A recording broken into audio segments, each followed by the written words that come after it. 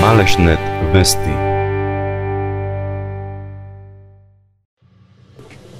Граѓаните од крајниот исток повеќе нема да патуваат во големите здравствени центри за дијагностика на срцевите проблеми, бидејќи здравствениот дом во Пекчево од идниот месец го става ехокардиограмот во функција и на листата за закажување на специјалистички термини. Инвестицијата од 15.000 евра во овој апарат е на Пекчевскиот здравствен дом, а лекарот специјалист интернист е обучен за работа со овој апарат.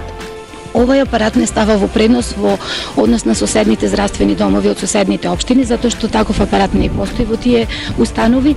Со ова е многу лесната работата на нас како доктори, а од друга страна е овозможен полесен пристап и побрз на пациентите кои што имаат насушна потреба за ваква дијагностика.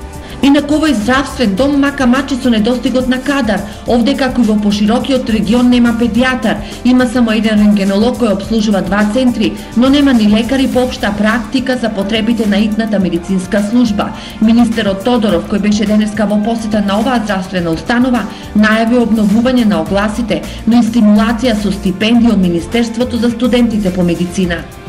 Планираме да една од докторките која што е веќе примена и која што работи во здравствениот дом овде као Пекчево, да биде испратена на специјализација по педиатрија. Во тек ќе распишеме повторно конкурси, ќе се примат уште 20 доктори, со примањето на тие 20 доктори мислам дека проблемот ќе биде разрешен.